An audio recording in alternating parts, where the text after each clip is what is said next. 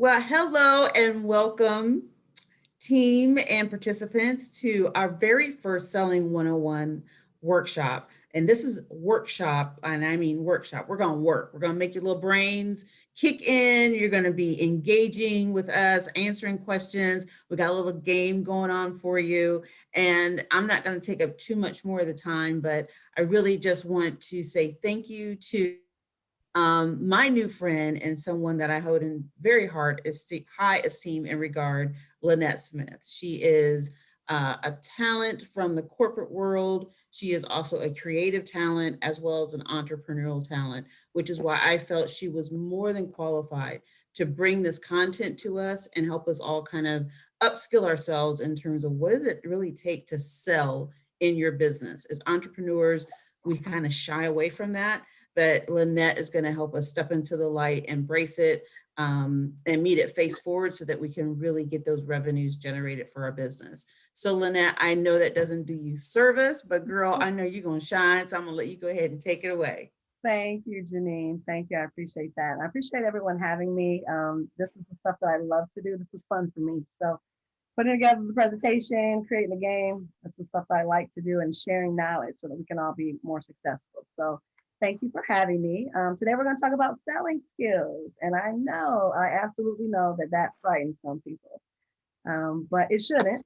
Because if you think about it, you probably are out selling every day, all day. You just don't realize it, right? So what I decided to do, what I was asked to do, was have a short conversation with you about selling skills and just equip you with a few tools that might help you be a little more effective moving forward. I'll go ahead and get started. The first thing I'd like you all to do is we're going to play a game at the end of this presentation. So if you would please, I want to make sure that you can queue up the game. It is called Kahoot. So if you would, on a device or the screen that you're actually on, if you're able to open up a separate window, type in the web address at the top, please, www.kahoot.it. Okay. And then I'm going to show you a screen and give you a PIN number.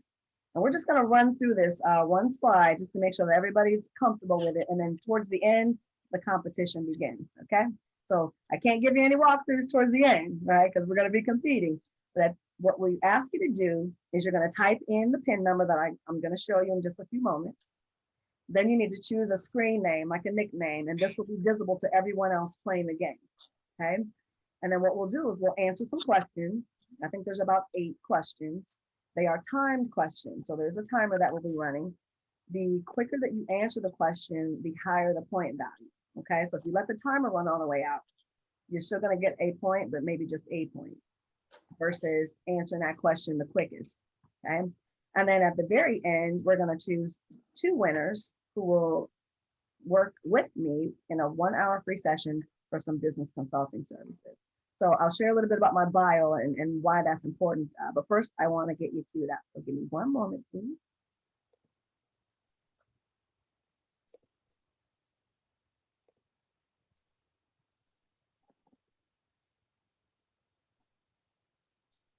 And it's just loading here. So I'll be back in a moment.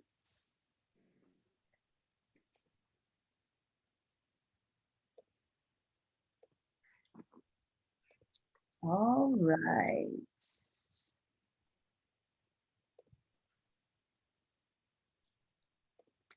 Let me know if you can see a purple screen that says Kahoot in the middle. Can everyone see that?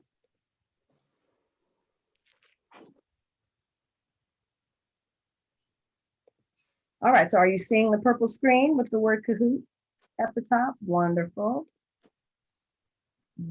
They're going to give us a pin in just a few moments. So you'll see the dots here. It's kind of thinking.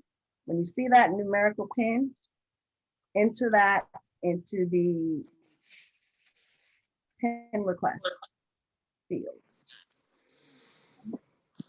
And as you do that, you'll see that your name will appear on the screen. Okay. Is anyone familiar with this game? Has anyone played this before? No? Okay. All right, we'll give you just a few moments to do that.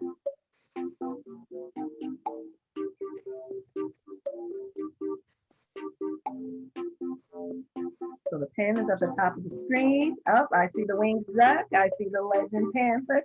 Oh, there's a polite snail in there. Okay, I'd love to know what that means. All right, and we'll just wait one more second to make sure everyone that's willing to play is able to add their screen name. Awesome. And I think I see Champion Zebra. All right, so this is what will happen at the very end. Let me just turn the volume down just a moment for you ladies. So this is what will happen at the end of the game. You'll see the pin number. You'll need to enter that pin number. You'll need to select your screen name, and then we'll play that short game of about 8 or 10 questions, okay? The questions will appear on the screen. I can also read those out loud verbally for you if you're having trouble seeing it, but it will run very quickly. So I want you to be familiar with what it'll look like, okay? Anyone have any questions about that? No? All right, we'll go back to the presentation. Bear with me, please.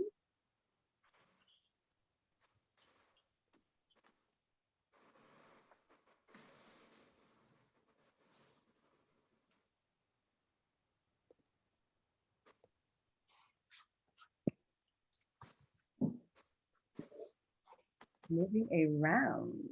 Got a lot going on here. All right, are you able to see the presentation? And you should see instructions and Smith Enterprises on the left. Can everyone see that? Yes. All right, wonderful. So that was just a practice run through. We'll come back and we'll play that game a little bit later. Okay. So here's our agenda for the morning. I'm Coach Smith. I like coach instead of business advisor and all those good things, because I think coach has a positive connotation, right? It means you probably already have some skills and some strengths, and you just need someone to help you maybe polish those up, or there may be some new skills that you want to learn, and typically your coach is going to help you do that. Okay, so I'm Coach Smith. My name is Lynette Smith. We're going to talk about what selling and sales skills are, because I think there is typically some misinterpretation, right? We'll also talk about why they matter for entrepreneurs and for your business. And I like to always remind individuals of the consequences of not learning something new or executing something new in your business. So we'll talk about that as well. And then I have something called 212 degrees that I'd like to share with you. Then we'll have some time for Q&A at the end. Okay, so here's a little bit about me. As I mentioned, and Janine mentioned, my name is Lynette Smith.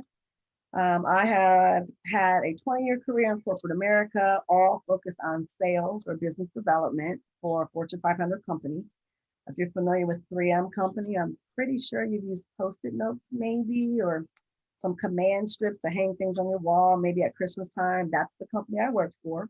For the extent of my career, I spent 1 year here in Ohio with Worthington Industries in the same capacity. And I was in an industrial role, so what I sold was a little bit different, and that's why I think Janine expressed that she likes my qualifications. I sold capital equipment, and so no project was less than maybe $500,000 to $1 million, and so I had to have some really tightened sales skills, which I developed over time, and that's what I'll share with you today. I did earn most recently my executive MBA from the Ohio State University. And as Janine mentioned, I'm an entrepreneur. So in addition to doing some of these things, which I like to do and volunteer my time, I'm running a couple of companies, maybe more than a couple, a tech company, a real estate company, a logistics firm. And then I also, on the creative side, am putting pen to paper and writing a couple things down to publish a book very soon. I have never met a stranger. So if you've met me, hopefully I've left a positive impression on you, but I can step in the elevator, go down one floor and walk out, and you would think that that person I knew each other forever. And we hadn't, we just met on the elevator. But I've been told that I have like an inviting, natural nature, and it's a good human connection that I make with even strangers. And so I take pride in that, makes me feel good, that I leave people feeling a little bit better than maybe they were when they met me. And then I do enjoy public speaking. So in addition to speaking professionally, in corporate America, my role required a lot of formal presentations to full rooms and groups of people that were making decisions, right? Cutting those checks. They were typically male, they were typically engineers, right? So I had to be very effective and clear And we'll talk about that a little bit too. But I also spent some time in the community running a mentoring program here in Columbus.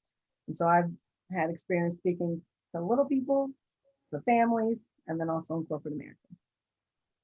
My contact information is there on the slide for you. I can share that again at the end. I am definitely open for anyone that has questions or wants to reach out outside of this presentation. I think that's the value in us doing this is we're supporting each other and Black businesses, and I'm available as a resource for you. Okay, so let's get right to it. Sales is a skill, right? And believe me, I looked this up. It's not my opinion, it is a skill. And there is a definition that says selling is the art of selling a product, a service, or an idea in exchange for something, right? So it doesn't have to always be monetarily exchanging something, right? Money could be your bartering services.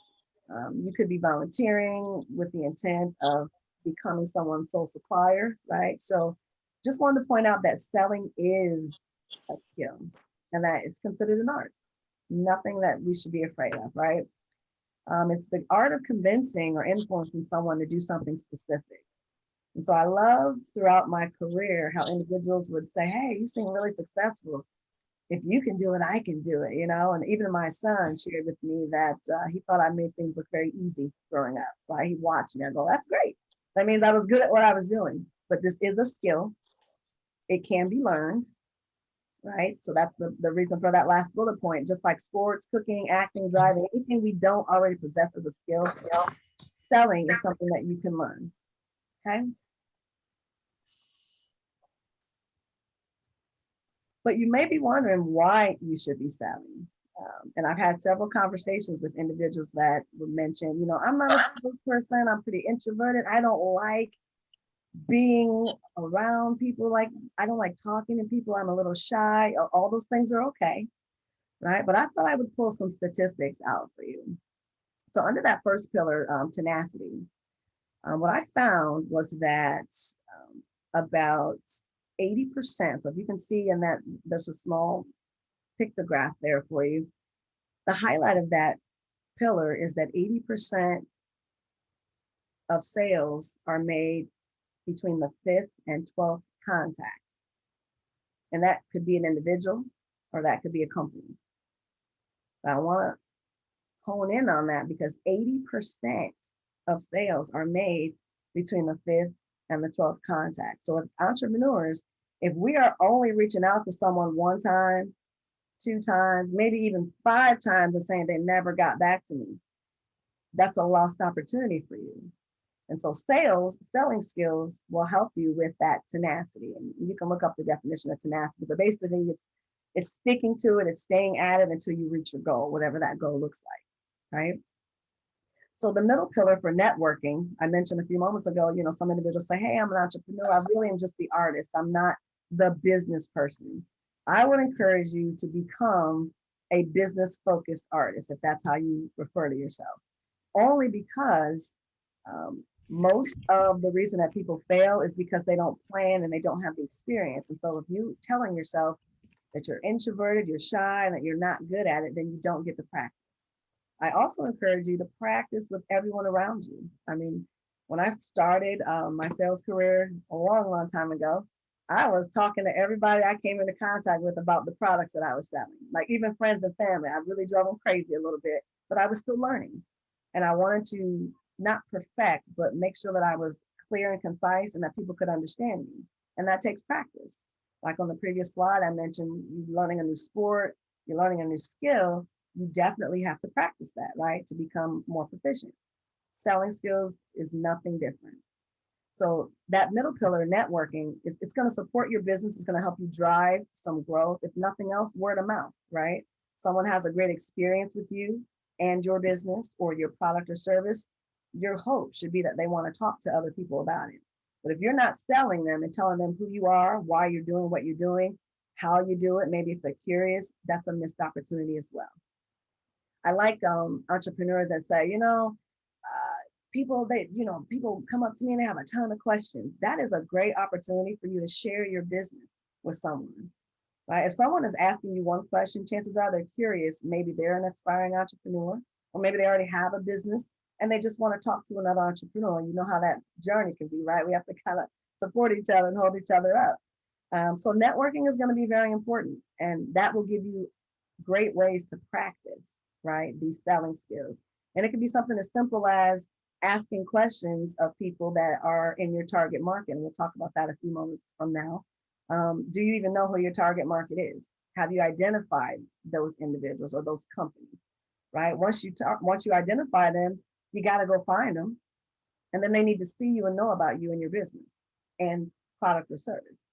Okay? This last pillar, persuasiveness, I think that is something that gets a negative connotation. I think a lot of individuals visualize like the old school Avon sales lady. You guys remember that? those little books, right? The Avon lady, or the carpet cleaning guy that came through your neighborhood and knocked on your door every day until you let them come clean something for free. Remember that? The Kirby guy, or maybe it's the car dealership woman, right? They get negative connotations. Really, they're doing a job. They're selling.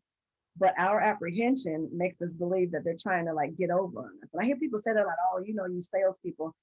If you meet a really seasoned, I should say, not good, seasoned. If you meet a really seasoned sales professional, you will quickly learn they're not trying to get over on you. They know what they're talking about and they're influencing or being persuasive, right? They're going to uncover a challenge that you might have. That could be a problem, that could be a gap, something that you want to fill.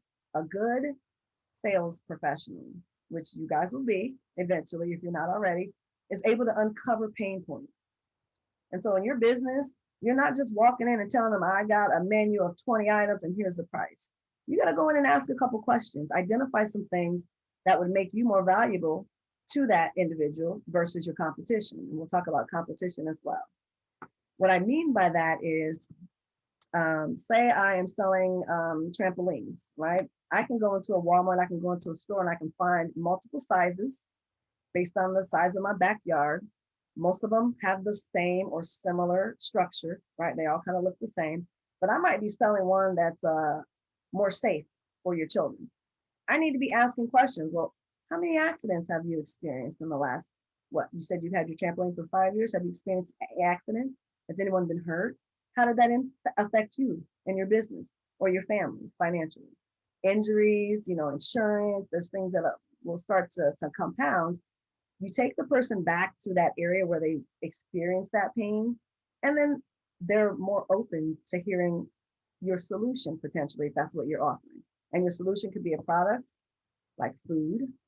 Maybe I am vegan and there's tons of companies that cater and deliver, but I haven't found a menu that I absolutely love. Well, that's your opportunity as a caterer to say, actually, I provide custom menus based on your dietary needs. How many people do you look to serve? What ingredients have you had issues with in the past? That's selling, and that's still persuasiveness, but it's a conversation, right? So I try to approach everything like it's a conversation. But any questions so far? No? All right. I thought I'd throw in a bonus slide about networking. I have several really, really creative friends who are very successful, who are very, very shy, introverted. Almost you have to hold their hand and drag them through a networking event, right? And I'm okay doing that. I've done that a lot in the past. I'll go with them even if I don't need to be at the event because I'm the icebreaker, right? I make the warm introduction and then I walk away because I'm okay doing that, right? Networking is going to be important to you as an entrepreneur, and it's important to your business. You're limiting yourself when you don't network and tell people about you and your business, okay? I can't stress that enough. Just talking to your friends and family and going on Facebook. I know social media is hot. Not everybody's on social media that wants to buy your product or service. Okay. And we'll talk about that in a moment as well. So you need to network. So I have a few tips I'd like to share. The first thing you have to do is show up, right? You need to know where these network events are happening and you need to show up. But not just be there as a wallflower, right? As my friends would do, they would stand in the back. And they were physically there with a pocket full of business cards, but they maybe didn't hand out one or receive one. And the purpose of networking is for you to actually get out and meet individuals, right? And it's not just about, I need to make sure I meet 10 people and get 10 sales. It's really just gaining that practice, becoming more comfortable with talking about your business. Sales and your business should go hand in hand. Okay. So be active when you show up. Don't just go, you know, be presentable because you're representing your business, but be active, right? Because you're actually building your legacy. You want them to remember you in that way. I would say be prepared. When I was in corporate America, every purse I owned had a small stack of my business cards in it. So it didn't matter what I grabbed, what I wore for the day. If I didn't carry a purse in my blazer pocket, I had a couple business cards everywhere. I'm talking about to the bathroom, because you never know when you're going to have a split second opportunity to meet someone that could impact your business in a huge way and very successful. Okay. So I always had business cards, and I always had what I consider a sales pitch or an elevator speech prepared. I'm sure this isn't a new concept. You have heard of this before, but I do have a different spin on it. And I've seen it done quite a few ways in the past, but your elevator speech or your sales pitch should be about what you do, why you do it, and what the people you do it for get out of that. So I'll repeat that. Your sales pitch or your elevator speech should be what you do, what your company does, what your business does, who they do it for, why they do it, and what an individual or a company will get in return in terms of the ROI, the return on investment, for becoming one of your customers. And I'll come back to that in a minute. But I also thought around the guise of networking that there's places that you can go to network that you don't even think about. It doesn't have to be a formal setting. And I just thought I'd add some things to the slide. When you go to work out, you walking at the park, that's an opportunity to network and talk about your business. Because I want to remind everyone that you never know who knows whom. And I'll say that again, you never know who knows whom. And all that means is you could be walking with someone named Angie at the park and never see Angie again, but Angie may have 5 family members that need what you're selling. And she might go tell them after a really positive interaction with you because you had your sales pitch together. You had a business card, even when you were walking to work out, right? You got it in your pocket or it's in your jacket, your sweatsuit. Just always be prepared. As entrepreneurs, I can't stress that enough. Every opportunity is a potential sale. And that's how I look at it. So don't rule out places that are informal. The line at the grocery store, we don't want to stand there that long, but it's a good opportunity to talk about something to someone. Break the ice, practice. I mean, if you're comfortable doing that. The coffee shop. Any place like that.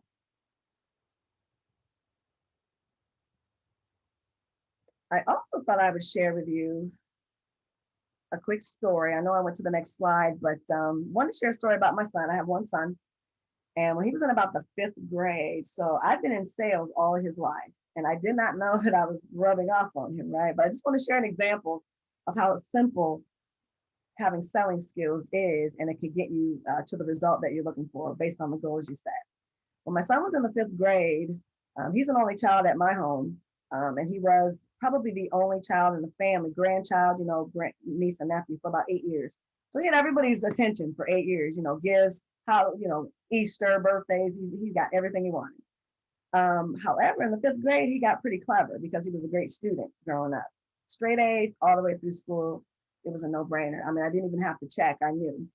In the 5th grade, he decided that he was going to put together a Christmas list. And I want to say it was about 8 items on the list. And I kid you not, I did not help him with this. I was really tickled and surprised when I saw what he did.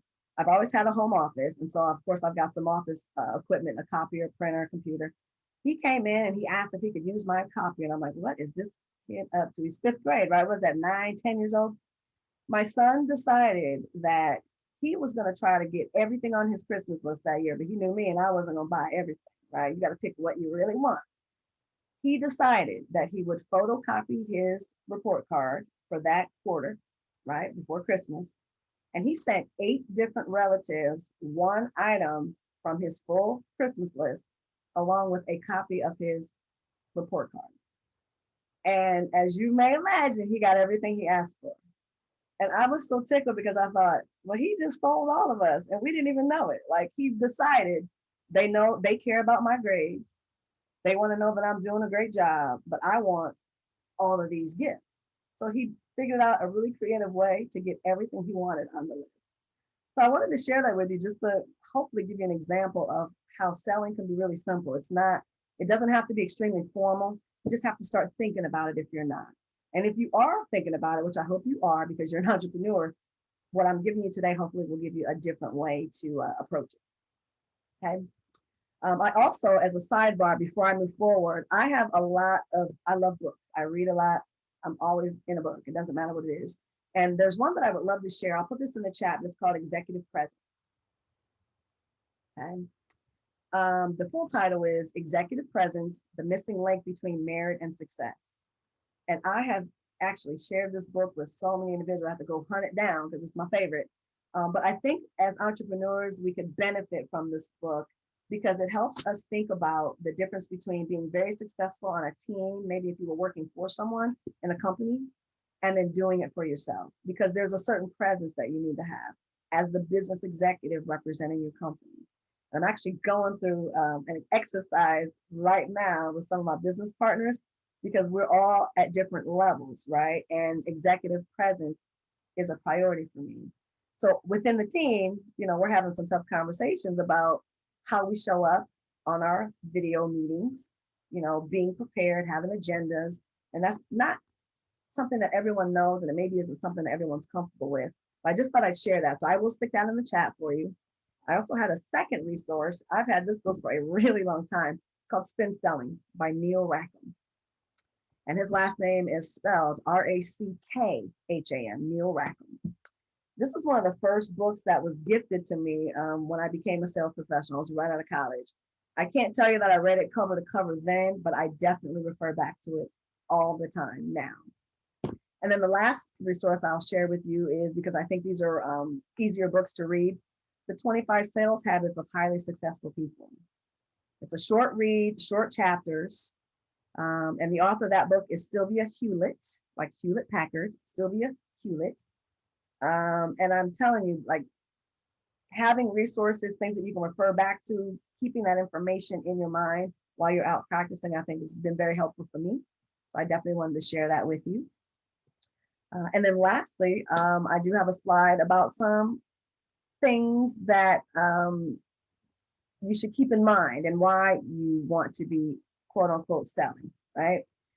So the first thing you need to think about, if you haven't, is your value proposition. And I know that sounds very formal. It is not. All that means is, what are you doing and what's in it for the person that's going to pay you for that? So if it's a product, is it better than someone else's product, better than your competition? You should be able to tell them why. I hope that you will shy away from price. You don't want to get caught up with only managing your business on price, because eventually people will continue to beat you down on price. So your value, vis-a-vis your value proposition, is going to be very important. And you got to think about that. Like, you really need to give that some thought.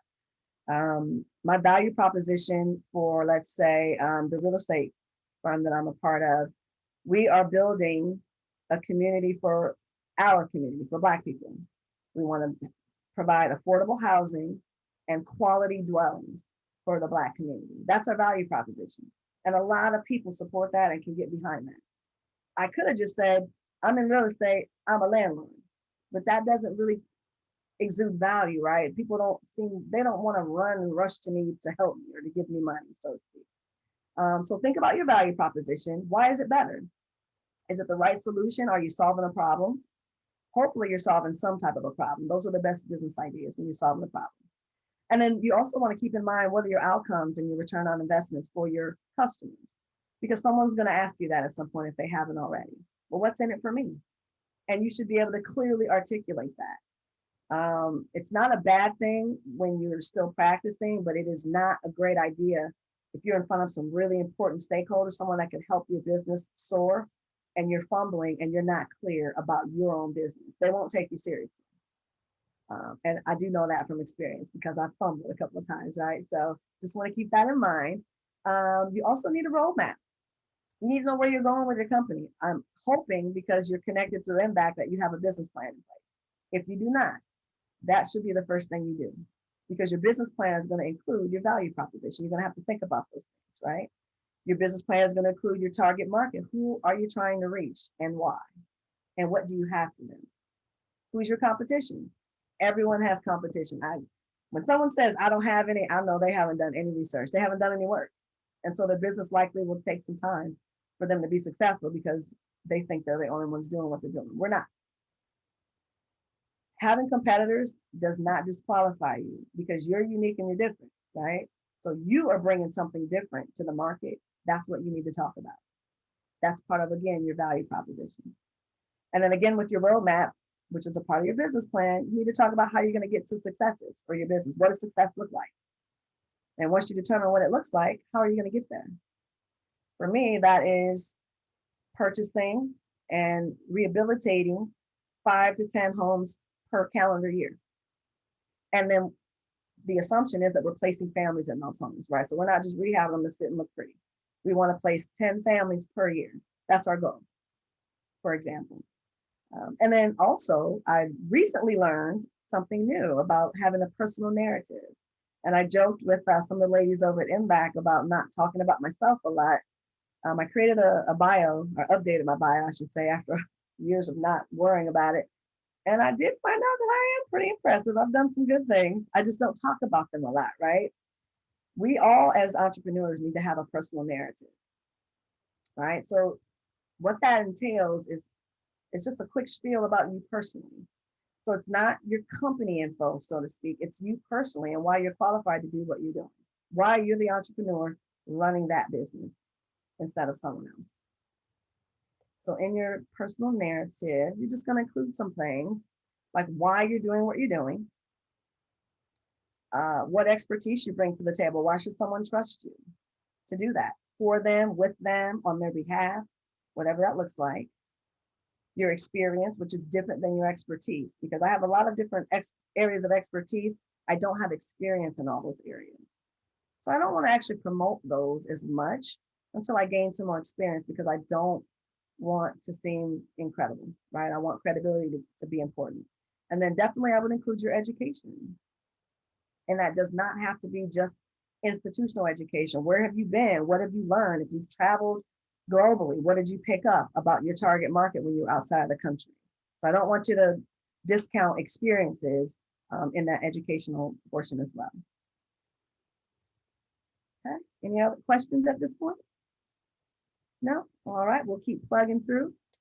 One other thing that I'd like to point out to you is that while we talk about the fact that, you know, sales is necessary and it's very needed, I mentioned a statistic from Entrepreneur Magazine a little bit earlier. 80% of sales are made after the 5th to 12th contact with an individual or entity. There's always consequences, right? So I thought I'd list a few. No, we don't like to focus on those. But at the end of the day, if you're avoiding either gaining or sharpening your sales skills, you're limiting your profits and your growth at the end of the day. And I believe we're all in this for profit, right? We're not running nonprofits. We're in it for profit. So if you're not selling yourself, your business, if you're not using even just 1 or 2 or 3 skills, you're limiting your growth and profit. You're limiting the connection that you have with your target market.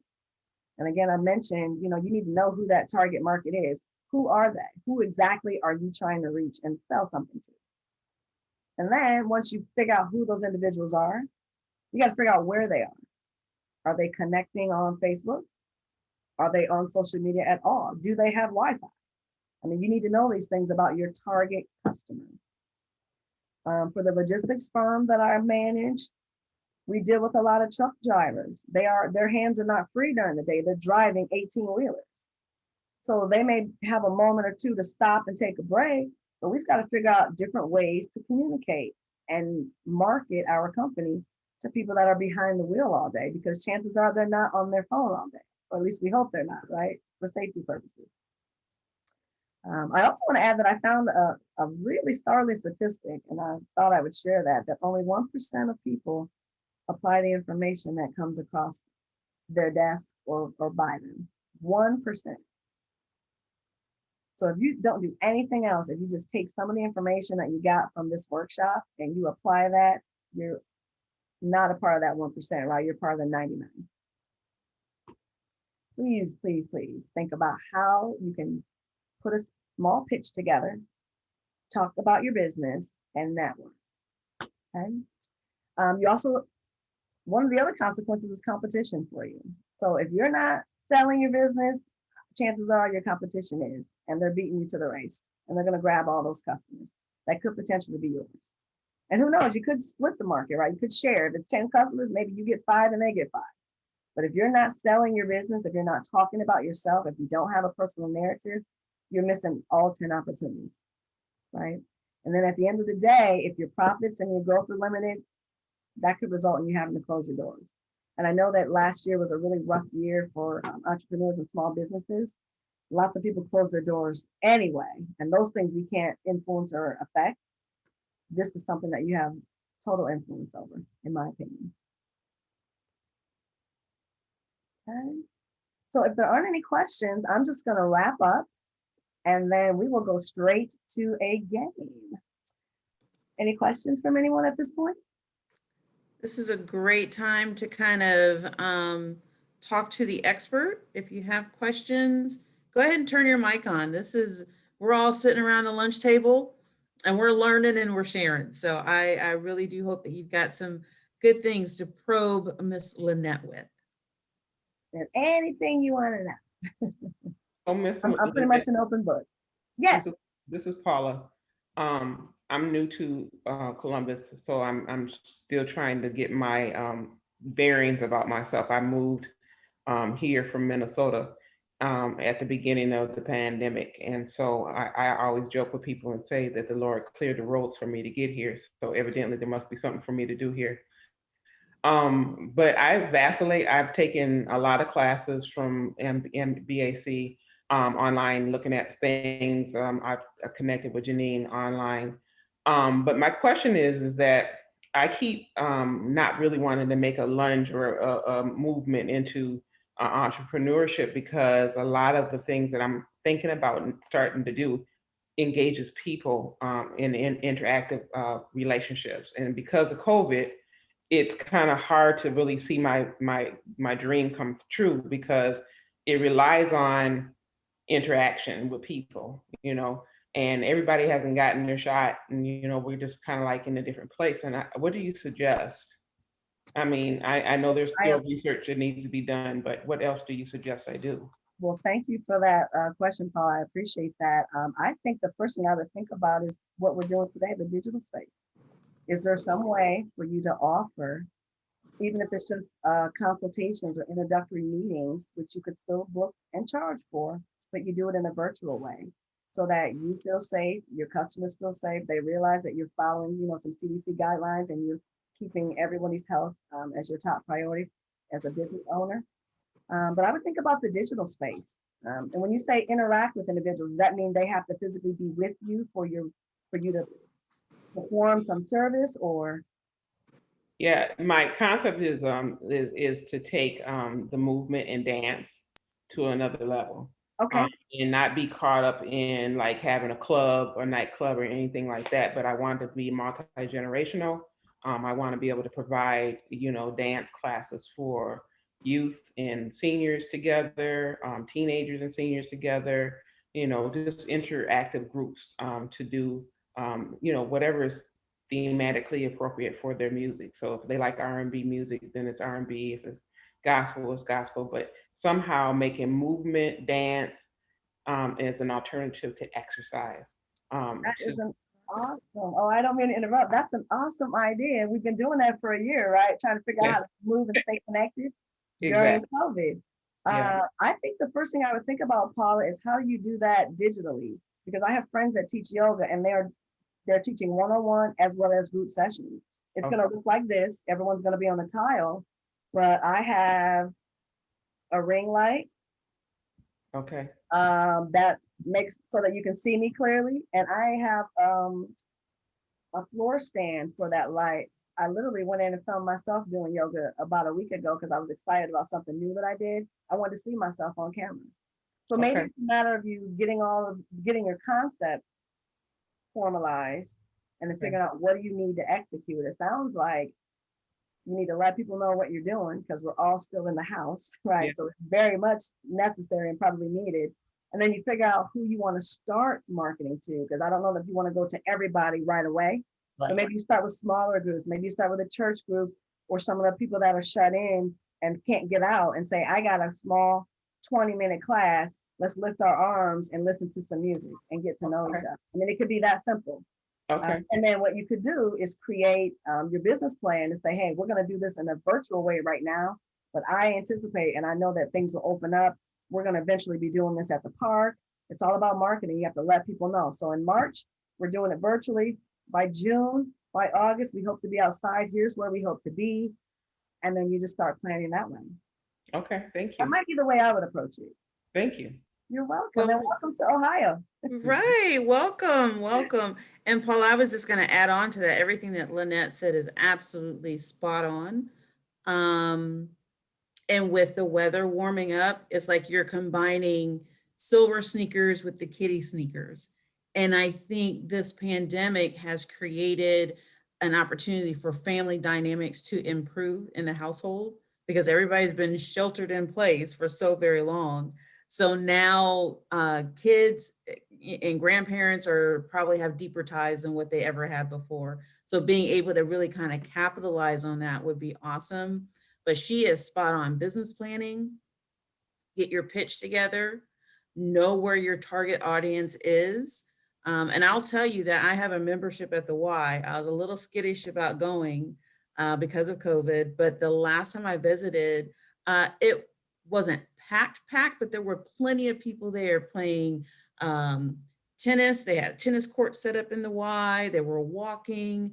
So people are active and they're doing things. So I think this is the time.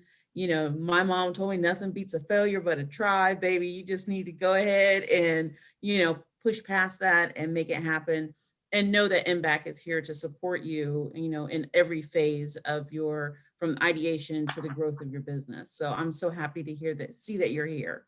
Absolutely. And I also add, Janine, make sure that you take time to regroup. I call it debriefing, but I do that a lot with my business partners. Everything we do, we just take a few minutes to debrief, even if it's a quick 5-minute conversation. What went well? What could we have done better? What would we have liked to see that we didn't see? And that just helps us stay focused. It helps us focus on the business plan, but it helps us evaluate if what we're doing is working. Is it effective? Do we need to pivot a little bit? Should we change it? Should we scrap the whole idea and start with something new? So I would encourage you to just debrief, reevaluate on a regular basis as an entrepreneur, because you just don't know what you're missing. But that's a great idea. Thank you. You're welcome. I had a question. Sure. So like I mentioned at the beginning, I've been in business, it's going to be 3 years in August, and thankfully have been blessed enough that year over year, my revenue has doubled, but that's based off of just organic people more so reaching out to me. Cause like you described, Lynette, I'm very much the introvert. So Okay. I'm very comfortable in the space of actually going to people and soliciting business. But now that I've gotten to the point where I think it's that time that I have to get more assertive, because I think we've gotten as far as we can organically, but now it's time for me to actually like go out and network and meet people. So the question I have is around like the whole like cold calling, reaching out, specifically thinking about building corporate relationships and thinking about, so prior to COVID, a lot of our business was from corporate entities, like ordering lunches and stuff for meetings. And so I want to put together a plan and be proactive about how I plan on reaching out and re-engaging and engaging new people as people start to go back to work. And so what, from your perspective, what are some good strategies around just like cold calling, reaching out, to your point, networking, to start to build those relationships now? Ooh, that's a great question. That's like a loaded question to answer, but I love it. I love it. Well, the first thing I love is that you're self-aware. You said, I think we've grown as much as we can organically. That's really important to know, because some people don't realize that and they keep doing what they're doing and spinning their wheels. So that's really key. Thank you for sharing that. I shy away from the phrase cold calling. I like warm calling, if that makes a difference. And all that means in my world is I prefer to be referred by someone or to be connected through someone that knows me, that knows my brand, that's experienced working with me, or volunteering with me, and they can vouch for me, because that's what people need, right? Most of the time, what we're doing is great. The products we sell are great. The services we provide are great. People need to know about them from people that they trust, right? So what I would encourage, if you've had some corporate clients, ask for referrals, reach back to those individuals. If they haven't placed an order yet in 2021 because of, COVID and people being home, maybe you get creative and say, hey, we're gonna provide this service, but we'll deliver it to your employees' homes. As a way to maintain their business. You don't have to tell them that, but maybe you get creative in that way, that sense. And then when they place an order with you, you ask for a referral, and maybe you provide a discount to them for their next order. You could potentially ask, like if you're planning individual meals, put some small coupons in each one. So everyone that orders a meal, they have a way to find you if they have something that they're doing later on. Because it could be that they don't have a work function, but they're coordinating with Paula to do a workout group, right? And then everybody's going to eat afterwards. Well, I need to cater some food. So you can reach individuals that way. But I would encourage you to make sure in your business plan that you very clearly identified your target market and figure out where they are. Because if they're working from home right now, chances are most people are ordering stuff from home. We're using Amazon, we're using Google, we're buying groceries online now. People are having other people shop for them. So it's just a matter of being visible. And then don't discount the local Black businesses in the area, because I still go into my beauty and barber shop and see a ton of flyers and business cards where people aren't standing there waiting to talk to me, but their info's there and I can grab it and go if I need it. Mhm. So I maybe would start with those couple of things, but it sounds like you got a great model because you already have some corporate clients. I would use them to gain more corporate clients, which would probably solidify some more income for you on a regular basis. You can maybe do you have contracts in place? I'm not sure, but maybe it's 6 month or 3 month contracts. And that way you can make sure that you're planning for the meals, the service, but you also know that the income and the profits coming as well. Mhm. So Yeah, hopefully that's that the helps. step I'm trying to work toward, is starting to secure those contracts, even if they're small. Okay. Because now we have people that are reoccurring, so they order time and time again. Mhm. But then how do you kind of nurture that and talk about opportunities for contract stuff? Sure. And then do you have a virtual presence yet? Are you guys on social media? Market? Yeah. Okay. I love the food truck philosophy of not planning your truck in one space, but making people follow you, right? All throughout the week. Tuesday, I'm going to be at Cleveland and High. Wednesday, I'm going to be in Grove City. That drives engagement and demand and excitement. So maybe there's some way for you to do that as well. I think food is huge because being home, families homeschooling potentially, they're not spending the time that they could or should be maybe sometimes meal prepping because we don't have that time. So maybe you get creative and sell the service as a way to save time. And I volunteer a lot. I give away a lot for free. You might need to do some of that as well. Like do some tastings. Go set up in a hallway somewhere outside of a restaurant or in a busy, any place that has a lot of traffic, and just give away samples and have your business cards. It's like having a product table, right? When you're selling a tangible product like a widget, maybe you do that at the corporate location if they allow you to, just to get your name out there and spread the word. Thank you. You're welcome. And I would add on to that for you, Ashley, is sometimes we overlook the wealth that is in our current database of clients. If you've been serving people for 3 years, which is phenomenal, congratulations on your success getting to this point. What's your attrition rate? How many customers are in that number? They're not recurring. They were one-time users. Is there an opportunity to go back and, get an idea on what was their experience with the service and the food, and hey, we're still here, and you did business with us once, we've got a promotion that's running, like to see if we can get you back. Make it enticing to go back and collect those customers that you kind of lost along the way, because I think that is going to be a rich untapped opportunity for you to grow your business, sustain your revenue, and then, as Lynette was saying, it's another way to go into the warm the warm calling, warm referral process, and get them to become, instead of one-time users, loyal advocates, which they become the people that are advertising your business. Mhm. Yeah, thank you. That's so helpful. Yeah, I have to get better at that because like a good example was we just provided lunches to the teachers at Clintonville schools. And then literally the next week we got email from a middle school, Dominion Middle School, that said, oh, they had a great experience with you. We want to book, lunches for our teachers. Like, how do I continue to build? That's a good example of like, how do I continue to build that relationship? So Absolutely. And collect those raving reviews. Make sure they're prominent on your website, because that's how people are learning about what to expect from you as a service provider. And yeah, if you can tap the teacher market, because they're hungry. yeah. And the time is limited, right? The time is limited. The lunch period is limited. They have to get back to the little people. So that's perfect. And then Good don't stuff.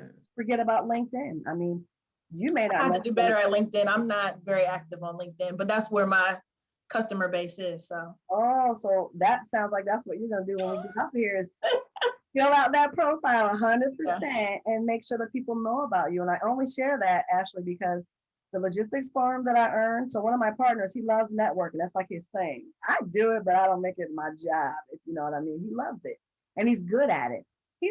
There are people that have been reaching out to us from around the world from LinkedIn.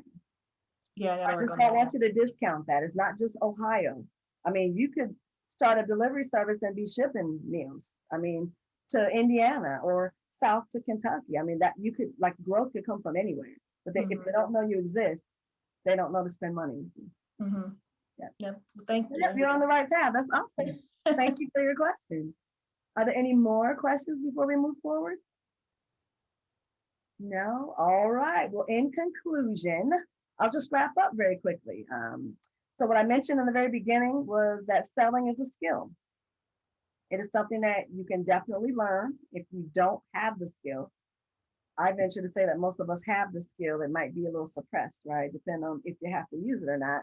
But nevertheless, it's a skill. It's just like anything else that you want to do, you have to practice, right?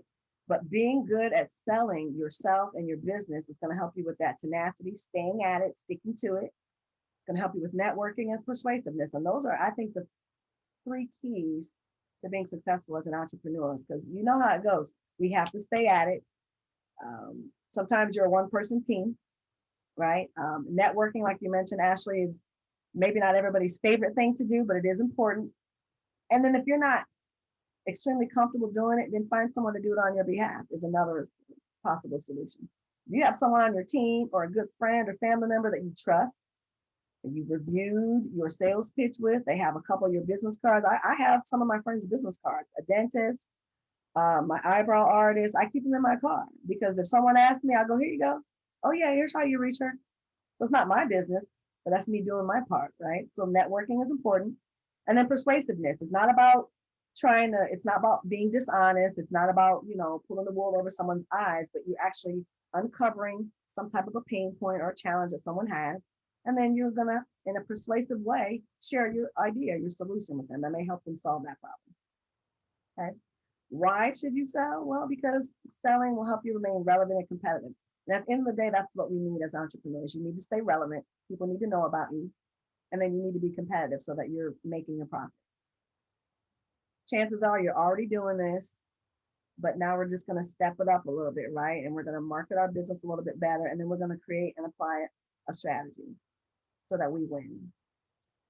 Lastly, there are definitely some consequences to not or avoiding selling skills, right? Not selling or avoiding them. And that's limiting your connection and the pulse of the market, right? After you've identified the target market, you're going to limit your growth, and then potentially the would be closing your doors, which no one wants to experience. So that's all that I have for you this morning. I should say this afternoon. It's noon now. But I do have one example of a sales pitch I wanted to share, just in case anyone on is unfamiliar. As I mentioned, when I was in corporate America, I spent time selling capital equipment. And so these were really large deals. And typically it was equipment for operators, and we needed to keep them safe. And so I created 2 separate sales pitches. My guidelines are that I try to keep them within 20 words or less. I know some people say you need a 1 minute, you need a 2 minute. focus on time as much as I focus on the content and the quality of what I say. But I take about 20 words or less, and I like to describe what I did in corporate America. So the first example I have, I told you guys that I worked with 3M Company, is I helped industrial manufacturers automate their packaging operations to increase profits and stay competitive. So I'll repeat that. I helped, past tense, I'm not doing that currently. I helped industrial manufacturers automate their packaging operations to increase profits and stay competitive. And I remember giving that to a gentleman, probably when I was in my late 20s, and I looked really young. And he was like, "You do what?" So that just opened the door, because if you're in that industry, all those words are buzzwords. Industrial manufacturing, everybody's in it for profit, staying competitive. That's really important for manufacturers, right? People that run a factory. When the line stops running, they're not making money. And everyone knows that in that industry, in that field. And so I try to condense what I did and give them the trailer for the movie, right? I didn't give them the whole movie because I only had 20 words, a minute or two. I gave them the trailer, but hopefully what that would do is pique their interest so that they wanted to talk to me longer. And usually it did, because mostly men would say, "Well, what do you mean industrial manufacturing?" Then I get to describe the environments that I worked in. I wore steel-toe boots and hard hats. I worked with engineers. I know about Allen Bradley Micrologics programming devices. I know about technology, right, in automation. And so the trailer, though, was 20 words or less. And hopefully it was very concise. Hopefully you knew that I was selling something, but I was working with, and I helped the customers increase their profits and stay competitive. And that's that ROI that I mentioned. You got to tell them what's in it for them. They always need to know that, because they have many options, right? So they need to know why they should spend money with you or time with you, if it's your exercise, your fitness class. And then here's my second one, because that was my 3M career. I spent a little bit of time at Worthington Industries here in Columbus.